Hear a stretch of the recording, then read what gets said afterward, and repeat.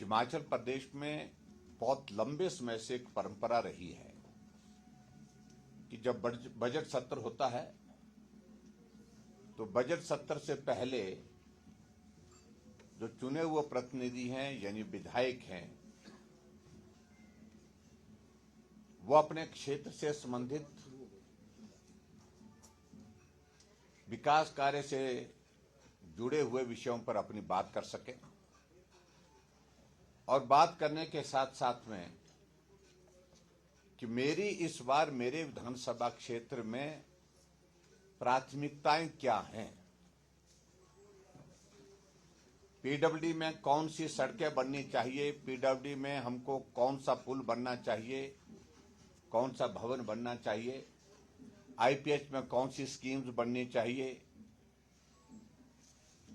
क्योंकि जनप्रतिनिधि होने के नाते एक चुने हुए विधायक के पास जमीनी जानकारी होती है और उस जानकारी के आधार पर लोगों के साथ में जनप्रतिनिधि वहां पर जो और होते हैं, जो पंचायती राज संस्थाओं के चुने हुए प्रतिनिधि होते हैं, उनके माध्यम से जो सुझाव आते हैं कि हमारे इस इलाके के लिए इस योजना के माध्यम से आप अपनी बात विधायक प्राथमिकता में कहते हुए बजट का प्रावधान करें।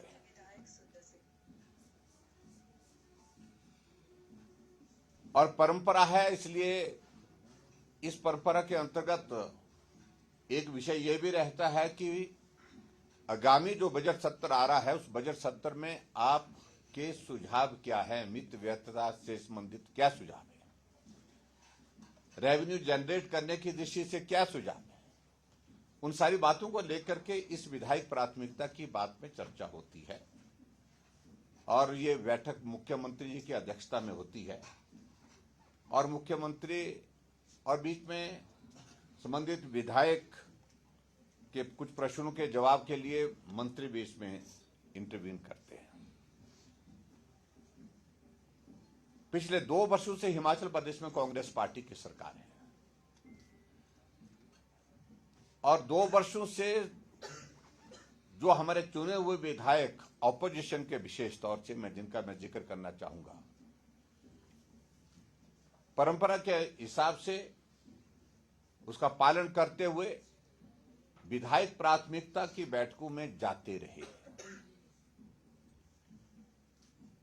लेकिन हमें इस बात को लेकर के अफसोस है कि 2 वर्ष के कार्यकाल में ऑपोजिशन के विधायकों की डीपीआर बनने की प्रोसेस अधिकांश जगह पर हुई ही नहीं है।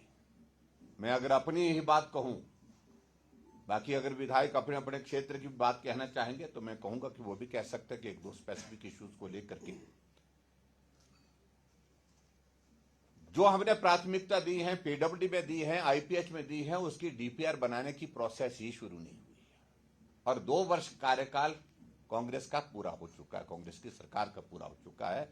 ये तीसरी विधायक प्राथमिकता की बैठक है। जब आपको डीपीआर ही नहीं बनानी है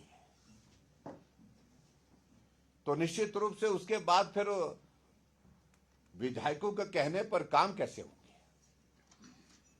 और उससे आगे बढ़कर के एक और चीज को लेकर के हिमाचल प्रदेश में एक नई परंपरा शुरू कर दी कि डीपीआर जो बन करके तैयार हो भी गई है पिछली, उसमें भी लिस्ट बना करके मुख्यमंत्री के सामने प्रस्तुत की जा रही है कौन सी डीपीआर हमको नाबार्ड के सामने पेश करनी है, नाबार्ड को फॉरवर्ड करनी है।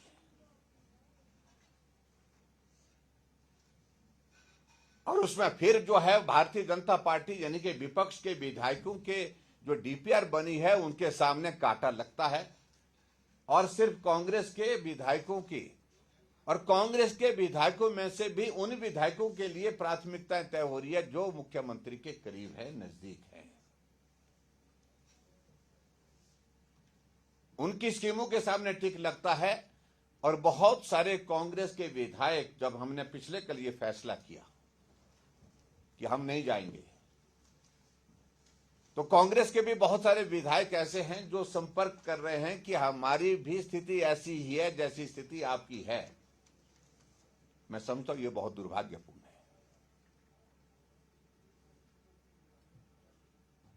जब मुख्यमंत्री विपक्ष में हुआ करते थे तो विधायक इंस्टीट्यूशन की बहुत लंबी लंबी बातें करते थे।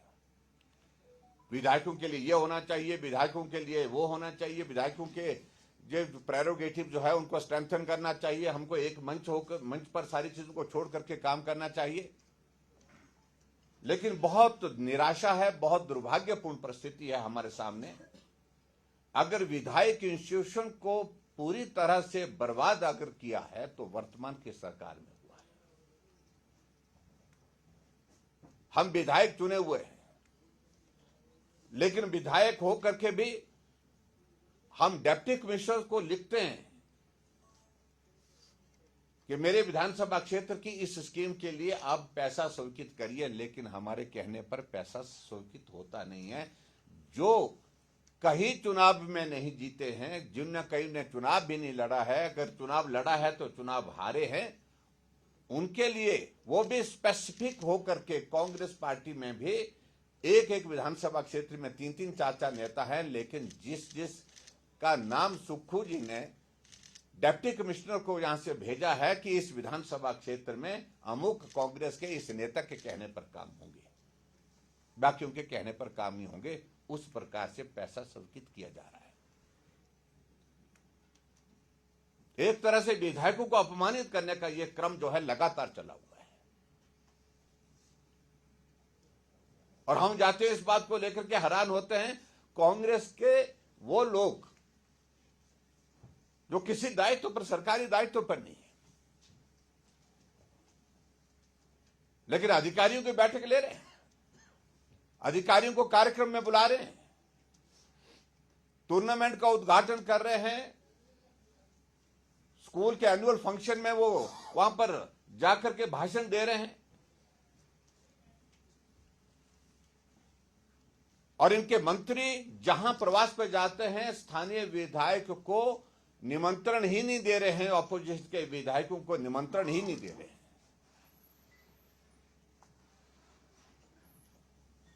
हम भी सरकार में 5 वर्ष रहे तो 5 वर्षों में हमने एक चीज को देखा, जहां मंत्री जाता था हमारे चुने हुए विधायकों को, वहां पर चाहे कांग्रेस पार्टी का है, उनको सूचना जाती थी, कार्ड जाता था, इनविटेशन जाता था प्रोग्राम का, उसके बाद उनको आने के लिए आग्रह भी करता था। कई जगह तो मंत्री और मैं व्यक्तिगत रूप से भी जहां जाता था वहां उनको बुलाने के लिए, निमंत्रण के लिए फोन करता था, लेकिन ये परंपरा ही समाप्त हो गई। लोकतांत्रिक मूल्य की अगर हम बात कहें तो मैं समझता हूं कि इससे बड़ा दुर्भाग्यपूर्ण परिस्थिति हमने आज से पहले नहीं देखा। हम पिछले कई सालों से व्यवस्थाओं का दौर देख रहे हैं, लेकिन विधायकों के लिए हमेशा, विधायक के लिए मुख्यमंत्री के दिल में, क्योंकि ये मेरे बराबर का, क्योंकि मैं भी एक विधायक हूं, मुख्यमंत्री भी विधायक होता हूं, मैंने इस भाव को हमेशा रखा। उनके कहने पर जो किया जा सकता है, जो जनहित के जो मुद्दे होते थे, उन मुद्दों को समाधान करने की दृष्टि से हमेशा हमने काम करने की कोशिश की है। ऐसी परिस्थिति में मैंने अपने विधायक दल के सब साथियों के साथ बात की और चर्चा करने के बाद हमारे सभी विधायकों का एक मत से एक फैसला था, और ये फैसला ये था कि जितना अपमानित विधायक इस वर्तमान सरकार के कार्यकाल में हुआ है, चाहे वो विधानसभा क्षेत्र के अंतर्गत सरकारी कार्यक्रमों में उनकी अनदेखी करना, अगर कोई विधायक मंच पर चला भी जाता है, मुख्यमंत्री या मंत्री की उपस्थिति में उनको जलील किया जाता है। मंजार विधानसभा क्षेत्र में तांदी के गांव में आग लग गई, मुख्यमंत्री जी वहां गए, वहां के विधायक सुरेंद्र शौरी जी ने कहा कि मैं भी 2 शब्द बोलना चाहता हूं, लेकिन कांग्रेस का एक नेता था जिसका नाम भाषण देने के लिए वहां पर रख दिया गया था, लेकिन बाद में मुख्यमंत्री ने कहा कि कोई नहीं बोलेगा। विधायक को बोलने का मौका नहीं दिया। इतना बड़ा हादसा हुआ, उस हादसे में विधायक मुख्यमंत्री के सामने अपने क्षेत्र की बात को रखने के लिए वहां पर उपस्थित था, लेकिन उसके बावजूद उनको बोलने का मौका नहीं दिया गया। मैं समझता हूं यह दुर्भाग्यपूर्ण परिस्थिति है। मैं इसलिए इस बात का मैं जिक्र कर रहा हूं। मैं आदरणीय धूमल जी के सरकार के दौरान में मैंने एक नहीं अनेकों जगह मंच पर देखा, अगर विधायक सरकारी कार्यक्रम में आया तो सरकारी कार्यक्रम में वो बोलता था मंच से। मैं वीरभद्र सिंह जी को भी देखता था। मेरे विधानसभा क्षेत्र में वीरभद्र सिंह जी आए, मैं उनके स्वागत करने के लिए गया। स्वागत करने के बाद मैं अपने गाड़ी की तरफ मुड़ने लगा तो उन्होंने कहा आप कहां जा रहे हैं? मैंने कहा कि आपका कार्यक्रम जो रखा गया है उस कार्यक्रम में आपने आपके यहाँ के स्थानीय लोगों ने कहा कि कांग्रेस का महासम्मेलन है, इसमें तो हम कैसे जाएंगे?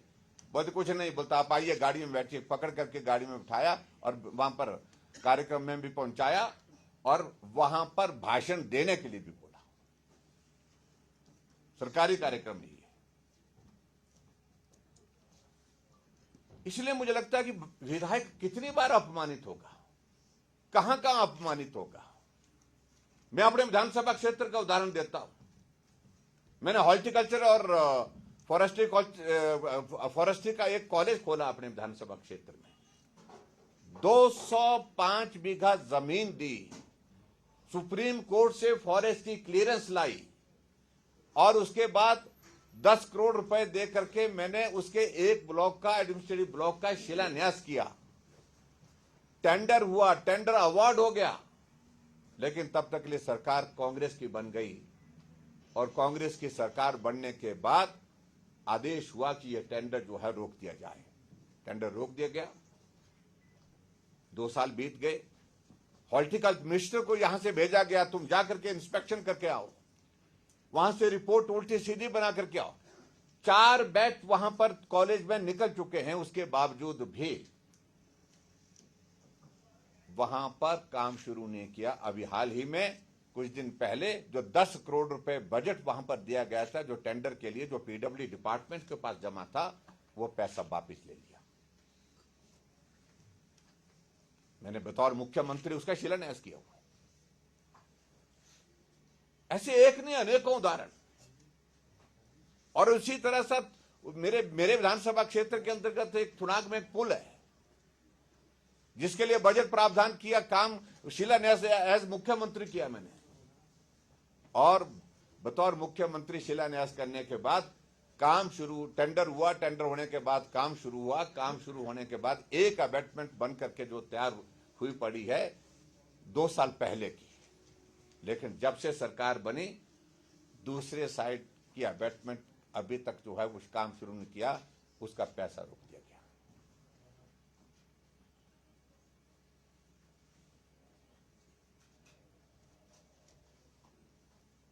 एक नर्सिंग का कॉलेज है हमारे वहां पर,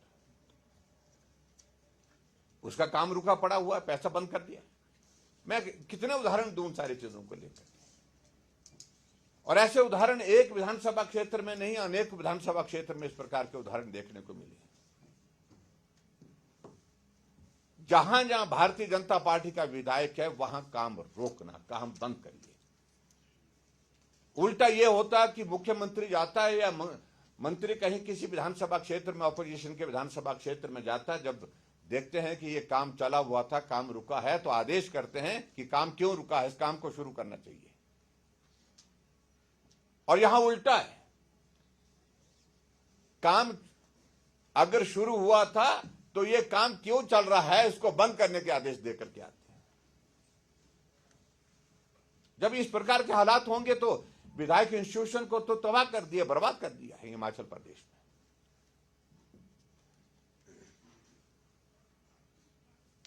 ये पहली बार हिमाचल प्रदेश में हम देख रहे हैं कि विधायकों के ऊपर मामले दर्ज किए गए हैं। 8-8 घंटे तक विधायकों को बिठा करके थाने में वहां पर जो है जलील किया जा रहा है।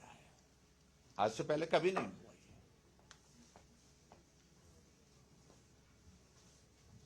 और उसके बाद हमसे पूछा जा रहा है कि विधायक प्राथमिकता की बैठकों में आना चाहिए।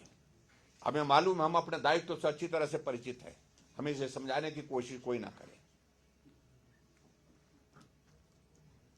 कहा कि जनहित के मुद्दों को उठा सकते थे, वहां पर उठाने के लिए हम लगातार जाते रहे, वहां पर उस परंपरा का पालन करते रहे, विधायक प्राथमिकता की बैठक में जाकर के। लेकिन उसके बावजूद हुआ जब कुछ नहीं, उल्टा जो बोला गया उसके विपरीत काम हुआ। एक स्वभाव बन गया मुख्यमंत्री जी का और इस वर्तमान सरकार का कि जो बोला जाता है उसके विपरीत काम करना।